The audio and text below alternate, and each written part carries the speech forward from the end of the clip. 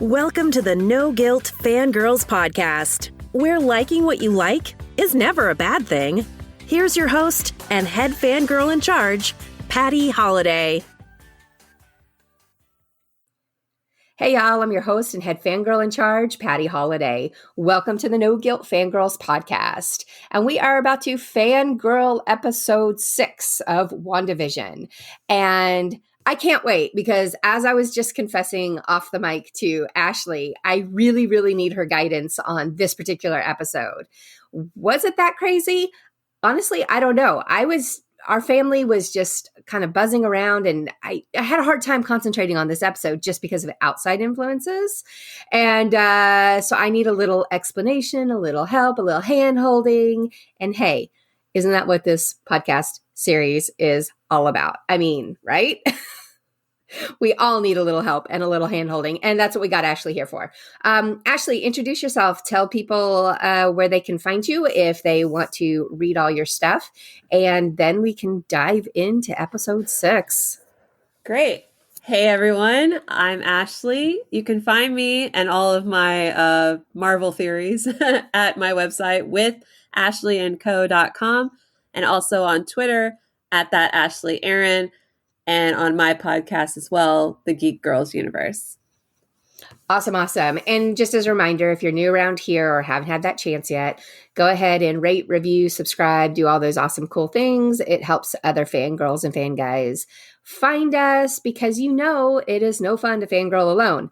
And we're hoping to do more of these kinds of things. Ashley and I have already kind of talked about it, and she's willing to come back and talk some more Marvel as the next sets of series come out, which I'm super excited about because if they started with WandaVision and this has been as amazing as it has been, you just know that they're not Marvel is not messing around with these Disney Plus series. So I've got to give it like super A+, I think is what I would say, for the way that this was produced and put together and packaged, and the storytelling, it's all there, which I know folks were kind of wondering if like a short TV series would equate the same way as when we get to see the Marvel movies, right? I think it's there. I think it's just, we're just getting it in little chunks at a time. So it's also kind of fun because they're spreading it out, even though it's also kind of torturous because they're spreading everything out. But anyway, I can't wait to see what we have more to come up with. So there might be more of these series based on our schedules coming up with Falcon and the Winter Soldier and Loki that are coming out later on in 2021. So subscribe. You don't want to miss those. All right, Ashley, we're going to dive back. We're going to dive right on in, and I'm going to let you take it away. Because like I said, I watched it, but I honestly wasn't able to stay as focused as I normally am. And for that, I apologize, Marvel fandom. I will have to go back and watch this one all over again. But I'm going to do so with the help of Ashley and her eagle eye for all of these extras and Easter eggs that she's going to point out to us. So go for it, Ash. All right. I was going to say, you got to go back and watch. I will. I totally will. Yeah. All right. So episode 6 was called All New Halloween Spooktacular, and it definitely lived up to the creepy, spooky, Halloweenish vibe. It was a lot. It was a lot. Yeah, no, there was a lot in there. So each week the episodes begin with a previously on WandaVision, and if you've been paying attention, they are slightly different than what we actually saw previously on WandaVision. And in this case, we see a flashback of her talking to Geraldine about her brother, and then we see images of the real Pietro from the MCU. From the MCU. Yeah, I noticed that. I was like, oh, I see what they're doing there. Uh-huh. Yes, because I'm in team the Pietro on the show is not the real one. So I was like, oh, there's the real one. Yeah, and as I watched it, I was just like, okay, Ashley was right. Like, this isn't Pietro. Like, you know what I mean? It was a cute way that they brought in. I like how they did that.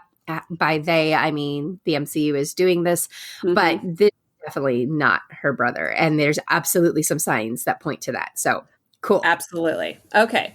So the opening credits this time pay homage to the 90s. It's Malcolm in the Middle. And interesting enough, Agnes and Pietro get added to the credits. So All right. We know they're important, of course. It's Halloween. The kids want to go trick-or-treating. Billy is actually dressed in a comic book kind of accurate attire for his character. Tommy's wearing his conventional green, but he's not dressed for anything yet. Wanda's in her traditional Scarlet Witch outfit. Vision's in his, although he says he's a Mexican wrestler. She says she's a Sokovian fortune teller. And we start to get the weird vibes here. So Pietro starts talking about a time they went trick-or-treating, and she's like, well, that's not how I remember it. And so that kind of follows throughout the show, where there's stuff that's said, and she's just kind of like, that's not quite right. And Vision makes a comment about how she never really told him about her brother, but Vision knows her brother. Vision shared screen time with the real Pietro in Age of Ultron. Now we know his memory's messed up. So yeah, so I was going to say that seems to be like calling back to, reminding us that Vision isn't all there. Like the Vision that we know from all the other movies, his memory chip is definitely malfunctioned or been wiped or whatever the sitch is. Something's going on, yes. I like how you said sitch because I like Impossible. What's the sitch? Yeah, and it's very 90s, so perfect. hey, I do what I can. So Vision says he's not taking the kids trick-or-treating. He's going to go on do the neighborhood watch thing. So she's like, all right, they're being weird with one another. And clearly there's still some unresolved issues there. Pietro disappears and comes back, and both he and Tommy are dressed in Quicksilver's traditional comic book outfit to go trick-or-treating, hair and everything. So Vision left, and did we cover, like, doesn't he say something like "be good, Wanda"? Yes, he tells Wanda to be good. So again, it's like that. There's just this awkward vibe between them. Yeah, they're definitely not like firing on all cylinders together like they did in, say, episode 1 and 2, where they were totally in sync with each other. Yeah, there's definitely some glitching going on between their relationship sitch. Yeah. I got to quit saying sitch now that I've said that like 3 times. Okay. Anyhow, let's go. Yeah. There's definitely a situation going on between them. Outside, we go outside of Westview to the Sword encampment. Monica, Agent Wu, Darcy, they're still at odds with Hayward. So these shows are back to back to back. So they're bringing in that Stark Industries drone, and he's like, I need a full makeup. Monica's like, dude, how could you just set off a missile? Like, that's ridiculous. Like, you're cutting us off at our knees. Hayward complains about her siding with superpowered individuals. He brings up Captain Marvel. Wu again is stand him forever. He immediately jumps in and he's like, whoa, like, let's not talk bad about our, colleagues and stuff like that. Darcy makes several quips about how Hayward's useless, and I love her. Does Agent Wu say something like, you can denigrate your fellow coworkers later or something like anyway, he had a good line that like just went by in a blip that made me laugh. Right. Well, and Darcy too, she goes like, oh, look, it's the guy who almost got killed by his own murder squad. Yeah. And he gets really mad. He's like, which one's the sassy best friend? And Wu is actually the one that speaks up. And I was like, I love the 3 of them together. They're great. No, they're great. They're great. So Hayward gets all mad and kicks them out. He's like, you're out of my camp or whatever. And as they're walking out, Monica and Agent Wu kick the butts of the sword guards that are escorting them. And Darcy's just like, dude, no one told me about the plan, which was hilarious. And also, I love seeing, we never saw Wu fight in Ant-Man and the Wasp. So we actually saw him kick some butt here, and it was awesome. So they're obviously still sneaking around the camp because they know Hayward's up to something because ding, ding, ding, Hayward's a bad guy. Called it. Back in Westview, Pietro is taking the kids to trick or treat, but he says something weird like, unleash hell, demon spawn. And again, in the comics, Tommy and Billy come to life based on having soul fragments of Mephisto, who's a demon. So, weird. Wanda continues to question Pietro about their past, and instead of answering, he kind of avoids the question or answers the question with a question. And she actually goes, why do you look different? And he's like, well, I don't know. I mean, if I found Shangri-La, I wouldn't want to be reminded of the past either. He also makes a comment about the fact that he was dead in the street. I think he says something along the lines of like, I died like a chump or a loser or for nothing in the street. And then I hear you calling to me and now here I am. Which is important to remember that's what he said based on what happens at the end of the episode. Let's see. Wanda, the kids are out running around. She's just kind of standing there observing. And Herb is doing the neighborhood watch thing. And she's just like, oh, well, maybe Vision can help, like, keep an eye on things. And he goes, oh, Vision's not on duty. So now Vision has lied to her about what he's doing. She looks confused. Herb immediately is like, do you need something? Should I change something? And she's I caught that. And this is the second time that, like, again, it was between Herb and Agnes back in episode 4 or whatever it was. They had a kind of a conversation. And then, when he was like, do you want me to change something, Wanda? I was like, what's going on here, buddy? Yep. And she does that awkward, like, no, of course. No, why? Yeah. So what Vision is actually doing is he's trying to figure out what is going on with the anomaly that he learned about in the last episode. And as he gets closer to the outside of town, the people are barely moving. It's almost like they're not buffering, like a computer program, They're either moving really slow or not moving at all. And then as soon as you're like, man, what the heck is going on? We cut to the commercial, which is the creepiest commercial by far. This is a dark commercial. It was super dark. And I have to tell you, Rob and I have been binge watching Lie to Me, which is on Hulu. And our Hulu has commercials because we're too cheap to pay for the Hulu without commercials. Anyway, so since we've been watching so much of it, as soon as the commercial came on for WandaVision, I looked down at my phone because I was like, oh, it's a commercial. That's how good these commercials are, is like, I just thought it was the typical, and then it was like a minute into it, I was like, wait a minute. No, this is WandaVision. This is part of the whole shtick. So I had to rewind it and start from the beginning to catch this whole commercial. But holy darkness, like, yes. But what did the commercial mean? Okay, so there's several theories about what it meant. So it was Yo Magic, the snack for survivors. Because in the commercial with the stop motion animation, it was very like Nightmare Before Christmas, 90s claymation. It was just like, it had the vibe down. This boy is starving on an island. A shark swims up talking about this magic yogurt. And the boy's like, oh my gosh, can I have some? I'm starving. The shark's like, sure, dude. And the boy can't get it open and he starves to death. Yes, the kid starves to death. And I was like sitting there with my mouth like dropped open, like, oh, that was dark. So my theory is it's Pietro, who died, because he died, obviously. He didn't have magic. He has super speed. And apparently magic is the snack for survivors.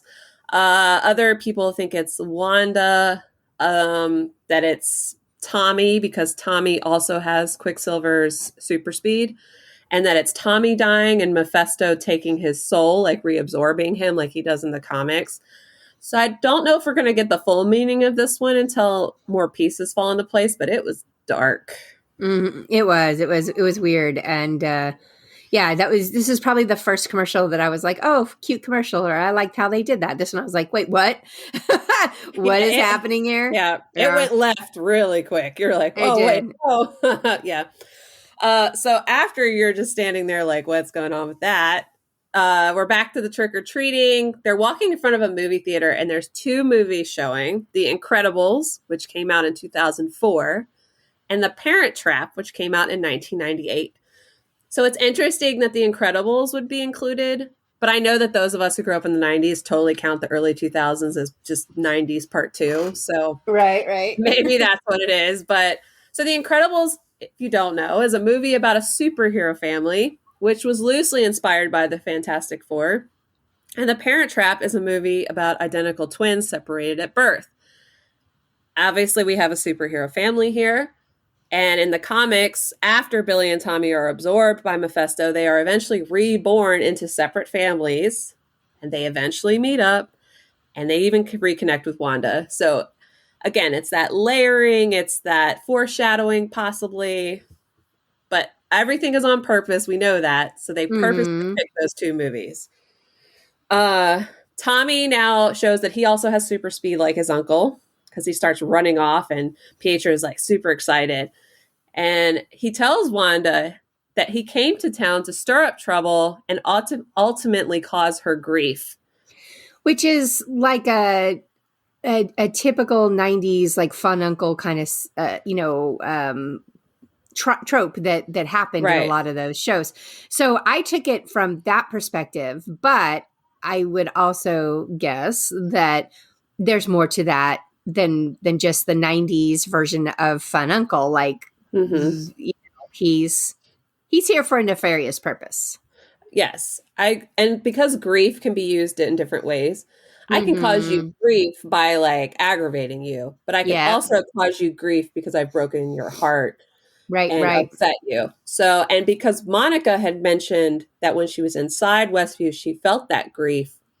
It's like grief again. They're the layers of the show always, they don't surprise me anymore, but I love how much thought is put into it. Yep.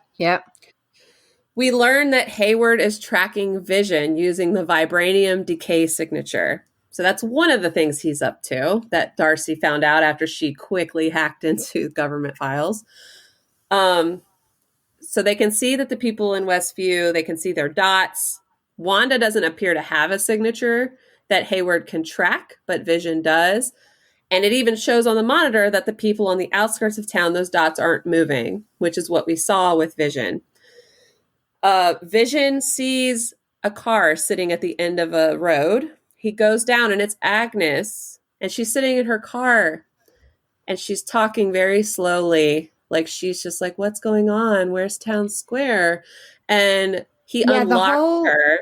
The whole Vision experience was what I was fascinated by. So he's wandering through town by himself. He's separate from his family. He's definitely got an agenda because he did lie to Wanda, and we find him coming across like you said, all these glitching people, and then these people that aren't moving, and then he comes up on Agnes, who, God, again, Catherine Hahn, as I gushed about her before, this scene was so great. She's so good as a funny person, yes, but she's also got some depth and some ways to really make you feel. And I thought this was a pretty powerful experience that was going on in this scene. So back where you were, Vision touches her mind like he can and like turns Wanda off.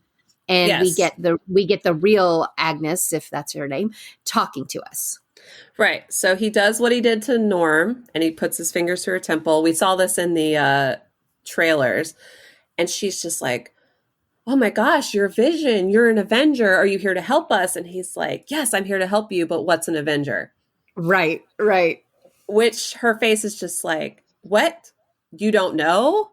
What? And then she does the part from the trailer. She goes, am I dead? And he says, no, why would you say that? And she goes, because you're dead. And he's like, I'm what? And she just keeps saying dead over and over again. And she eventually starts cackling like a witch.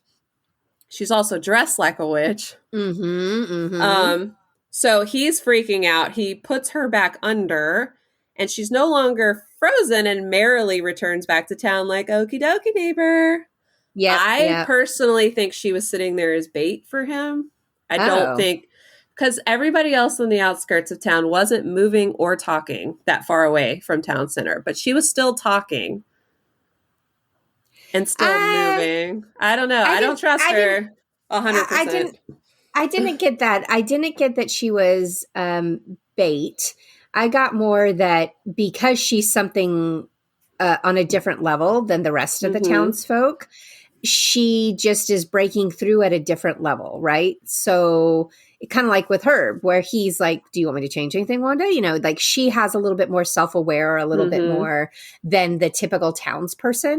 But I also noticed, I don't know if you did, but there was that one lady who was trying to, hang a ghost up, I think, on a line or something, but she had a tear coming down her face. Yes, that was creepy. Yeah, there's a lot of people that are in pain, and that's what Vision is walking through and picking up and collecting. And even this experience with Agnes, I don't know. I felt like when he did touch her and she came through, that the initial her first moments of, "Oh, you're an Avenger, are you going to help us?" I don't know. I felt like that was the real Agnes person who we still don't know who she really is. And then some of the other stuff kind of creeped in and took back over. I don't know, but I don't know the comics, so I know you know more about like the history of if she is Agatha Harkness. You know more about like who she really is. I don't, but and also I just tend to think the best of people at all times, even in my MCU movies. But anyway, so you think she was there to maybe draw him out or to cause him to get there. Now, what I did notice was their crossroads. Earlier in the episode, Wanda had told the kids to go and play, but don't go past, was it Ellis Avenue? Yes. And that's exactly where Agnes was. And that's exactly where Agnes was parked. And that's so as I watched Vision walk across the street, then I realized he was going out to that open field and that he was walking towards the barrier. And I was like, all right, this is getting good. Yeah. But then it didn't get good. It got really sad. So go ahead. Yeah, I'm curious to see how Agnes is going to play out in the end, because I've always felt she was very self-aware compared to the rest of the town. But we'll see. Darcy's continuing to hack into Hayward's files. But I just find it interesting that you don't see anything suspicious about Herb. And I think I'm seeing them as kind of like on the same level. Like they were both put into this situation with Wanda for a reason by whoever is pulling the strings. And I don't think you see them as equal. So I will be curious, was Herb really like manipulated in a different way than Agnes is being manipulated? And, is Agnes truly part of like the bad guy team and Herb is just like her puppet, like, just an extra person in the whole thing? I don't know. Maybe I'm giving way too much like credit to her being important, but I will say that before Herb was identified with a real world ID, that my original thinking along the lines for him was that he was her familiar, because she's a witch, and she, witches have familiars, and typically they're animals, but he could have been transformed into a person. But then, like I said, he has a real world ID, so I don't think that that's accurate. But maybe they're doing the human familiar versus an animal familiar, because they're definitely buddy. Yeah. And they're together a lot, which is what led me to that thought in the beginning. So I'm not dismissing Herb, but I know that he's a quote unquote real person somewhere. Well, right. He did. That's a good point, is that he did get identified, which to the best of our knowledge so far, Agnes has not been identified. At least we haven't gone back to that where they're, putting information up on the board. So, dang it, Jimmy Boo, where are you? We need that whiteboard with all of our questions. All right. So Vision is walking across Ellis Avenue, and what happens? All right. Well, he's walking across Ellis Avenue. We obviously know something's about to go down. But before we see what happens with him, we go back to Darcy, Wu, and Monica. Darcy is continuing to hack into Hayward's files, and she learns that he does, in fact, have Monica's blood work, and that it's showing that her DNA is being changed on a molecular level. They assume it's based on her time going through the hex, both going in and coming out. Again, and Monica doesn't even flinch. She's like, yeah, whatever. Exactly. That's what I said. I said, Monica does not seem surprised. She's just more like, it's more of the like, oh crap, he might know something, but I'm going to play it off. So she, again, is just kind of like, I've seen cells doing things, because her mother, unfortunately, passed away from cancer. So she's just not going to talk about it. She shuts the conversation down. She gets a text and she's like, sweet, my friend is on their way. I need to go meet them. It's what I'm going to be able to use to get back into the hex. We don't know who the text is from. Hoping it's Reed Richards, just saying. And John Krasinski is going to show up. Just putting it out there. You're so funny. Darcy, however, does not go with Wu and Monica, because she's like, Hayward is hiding something big and I'm going to find it.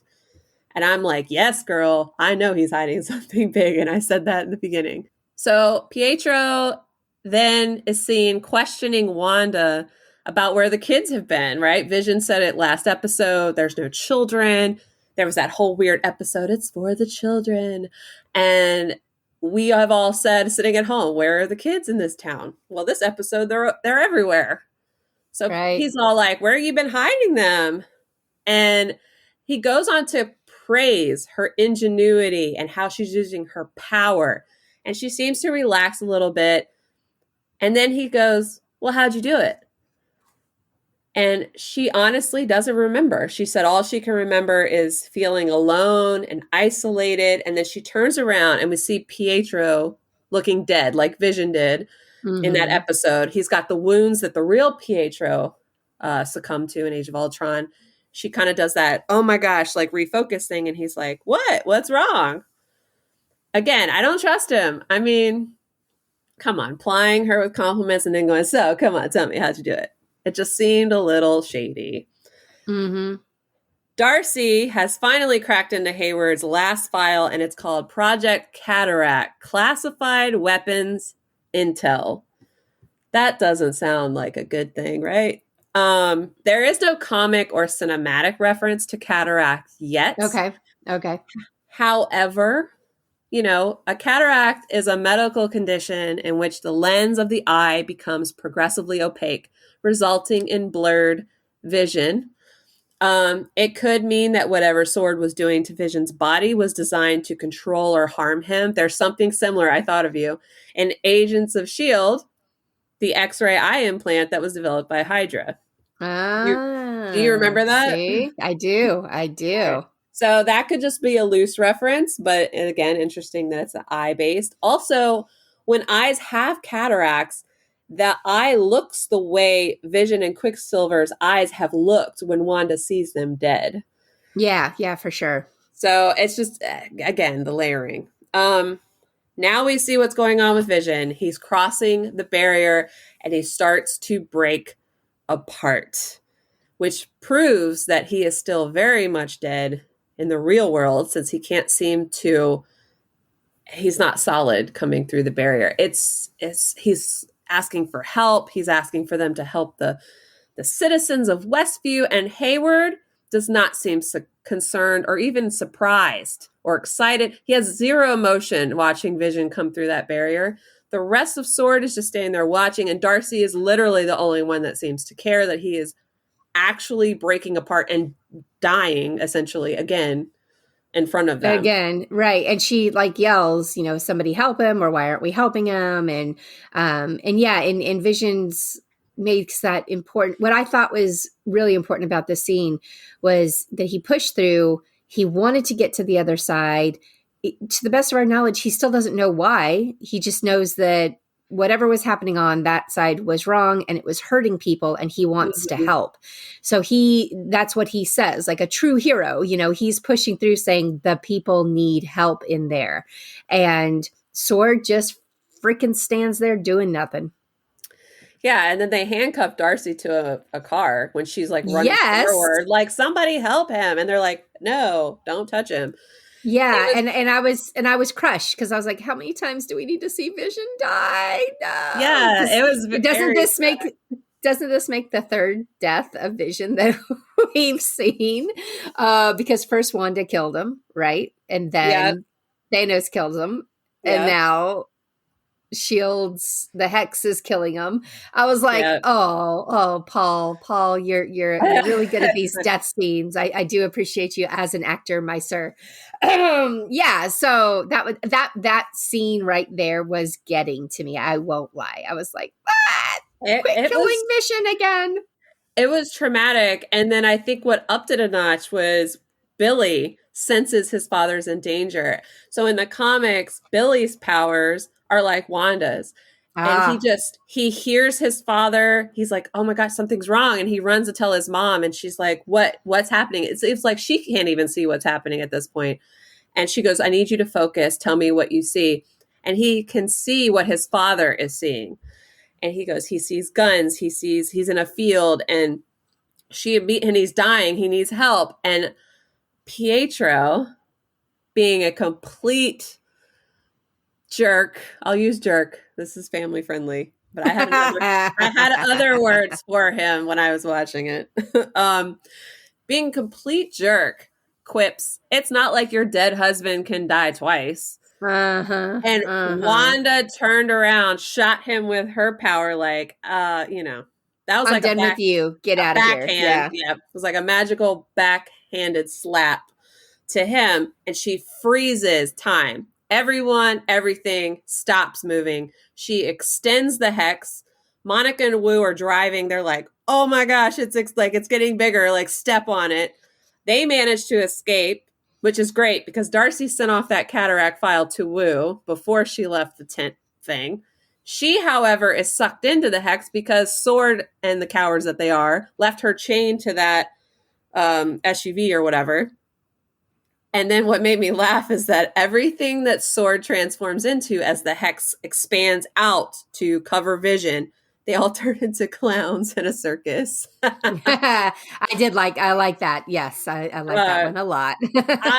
I laughed about that. Darcy, I figured knew would go into the hex somehow because her character poster kind of gave that one away a little bit. We don't know what she'll be in there, but she's definitely not a clown because I think Wanda likes her or at least respects her in some way or realizes she's not a threat.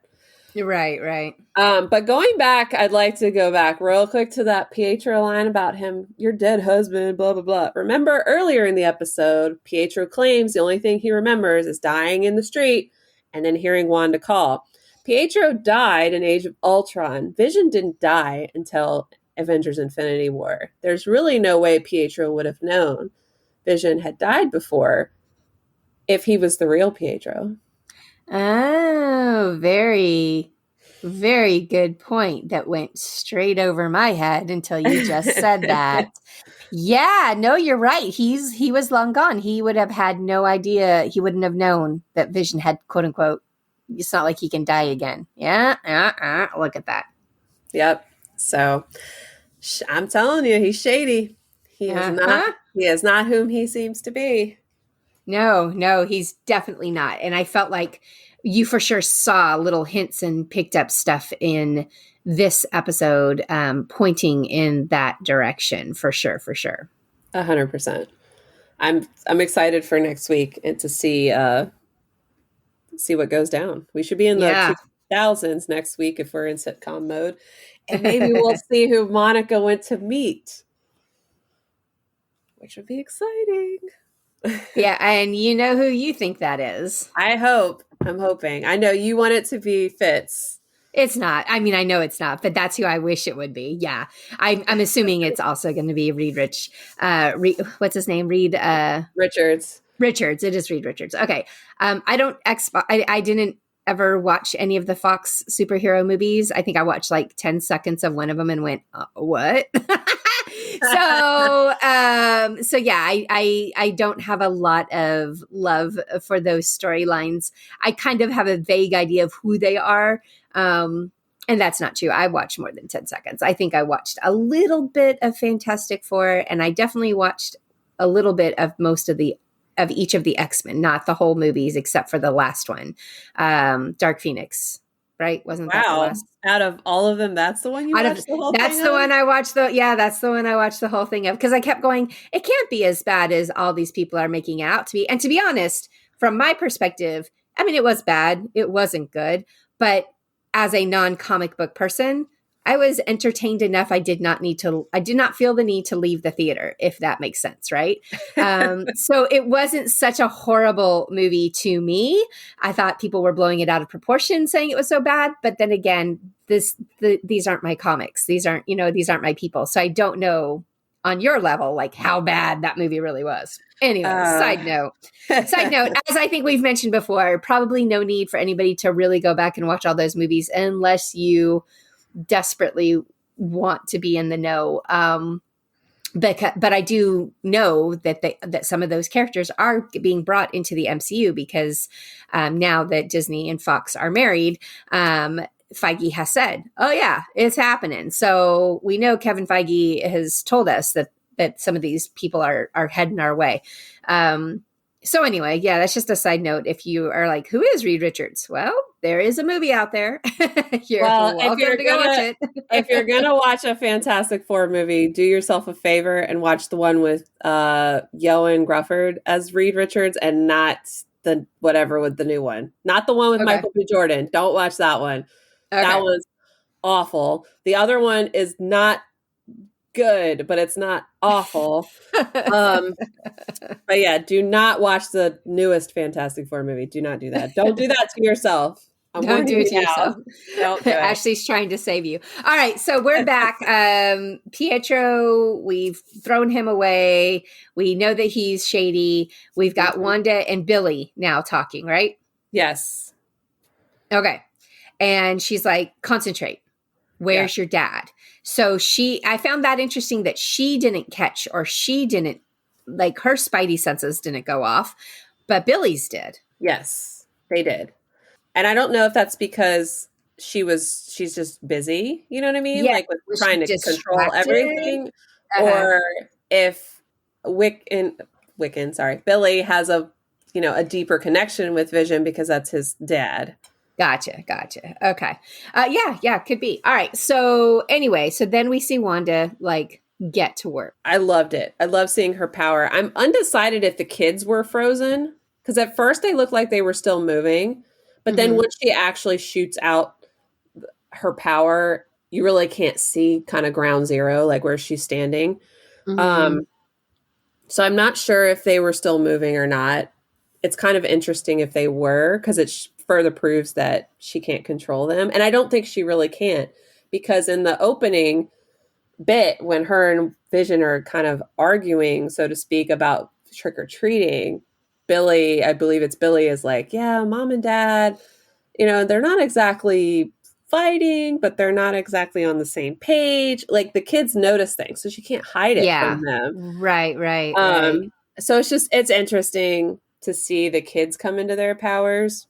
Billy's powers are essentially Wanda's powers. So like I said, I don't know why he caught, what was going on over her, other than maybe she was just distracted. Dealing with her faux brother. Okay, so Wanda goes and she presses out and she basically expands the hex to envelop everybody in sword, turns them into clowns, takes in Darcy. But we do see Hayward escapes, and Wu and Monica like hit the gas too. They get out of there. Right. So we still have some folks on the outside, but now we got some folks on the inside. Yes. And like I said, and Darcy that includes Vision. She brought Vision back in. Yes. And he's alive, or at least whole again. So we'll see what happens.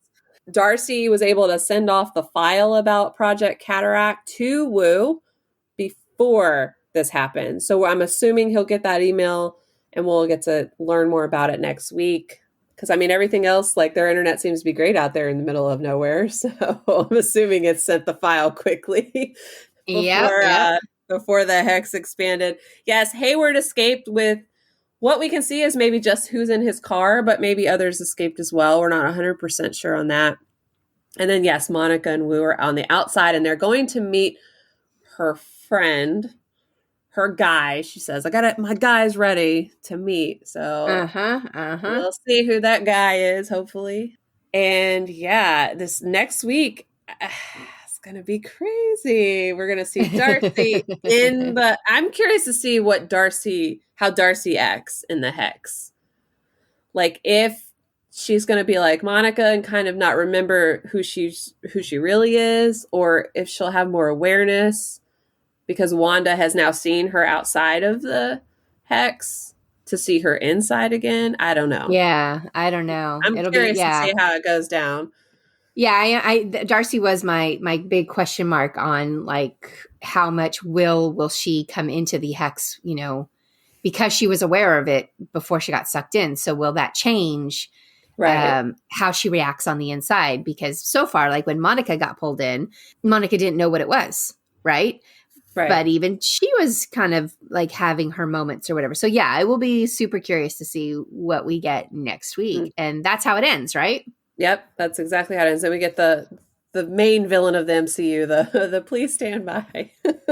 That's right. That's right. I All saw that right. meme, so I was like, it was funny. It was like the worst or the baddest villains, the most evil villains of the MCU. It was like Loki, Thanos, Killmonger, and then the please wait or please stand by from WandaVision. I was like, I see what you did there. It's so great. It's so great. Well, I have to say this whole series, and I know I've already kind of gushed about it earlier, but just want to remind everybody that when they first announced it, but then when they also first started it, the first couple of episodes, everyone was like, "Oh, MCU, like what are you doing? Marvel, this is like crap." And then now almost everything that I see online, people are gushing about how amazing and perfect and clever and fascinating and wonderful this entire series has been. And it just makes me so happy that they can still surprise us, right? And I know we've got, 3 more episodes to go. So surprises are, there's still surprises out there. And I want to throw this out there. Everybody should just prepare themselves. Episode 9 is going to end on some awful cliffhanger that we are all going to be cussing out Kevin Feige over because he's going to do us dirty like that. It's going to happen. I don't know what it is because I cannot even begin to guess, but it's going to be something. He's going to leave us hanging and we're all going to be really, really mad about it, I think. It's going to be like a to be continued on the screen instead of please stand by. Oh my gosh. It's going to be like they finally reveal Mephisto and it's just going to be Keanu Reeves' face. And right. No, that's just me. I would love to see Keanu Reeves in the MCU in some way, shape, or form. Same. Mostly, Same. And it's not even that I think that he's some fabulous actor. I think that he's a really good person. And I know I'm such a dork, but I feel like being a good person should get you a role in the MCU sometimes. So, so that's kind of what, that's where I'm like, oh, let's just, he can be a bad guy. I'll be okay with that. Like put him in there. That would work. But anyway, that's my guess is that not that it's necessarily going to be Keanu, but it's going to be some big reveal that they leave us hanging on and we're not going to get any kind of anything until Doctor Strange comes out. Like they're not going to resolve that until the multiverse. Yeah. I mean, we might get something maybe in Loki and Spider-Man 3. But the next thing that's coming is Falcon and the Winter Soldier. And I don't think we're not going to get answers in that one because that's a totally different storyline. Very different animal happening there. Yeah. So all right. Prepare yourselves. Prepare yourselves for some disappointment. But I also feel like only with Marvel will I accept that disappointment happily. Like, in other words, they hurt me so good. They upset me and stress me out and whatever, but I love it and I keep coming back for it because they're just really, really good at storytelling. That's the bottom line is they're just, could you imagine being inside of Kevin Feige's head? I would love to know. Gosh. Like, I imagine it's that Charlie Day, map with all the strings and everything and whatever. Like that's live happening inside of his head on the daily because, he's been doing this for over 10 years and he's planned it all out. And I'm saying I am sure there's a lot more people involved with it. I just happen to know that Kevin, like the buck stops with him. So, but can you imagine what happens and how they decide, ooh, we can add this and we can do that. And then this happens but that's not going to happen for 4 movies down the road. I mean, they really have this whole spreadsheet going on inside his head, maybe on some encrypted server somewhere. I don't know, but it's fascinating to me. All right, Ashley. Well, thank you again for walking us through that. Cannot wait to see the next episode and to have you back and we'll talk some more. Any last thoughts or anything you want to leave us with before we sign off? I just think it's going to get more crazy from here. So let's hold on to our hats and our theories and just enjoy the ride. As Samuel J. likes to say, hold on to your butts. Yep. All right. Well, again, so much more to come. Let's keep fangirling the MCU with WandaVision. We'll be back again next week. Come join us. Go ahead, rate, review, subscribe. Go find Ashley on all of her different places where she can be found all over the internet. Say hey. And, we'll talk to you guys next week when we got another episode to break down. Invite your friends because, as you know, it is no fun to fangirl Marvel alone. Bye, y'all.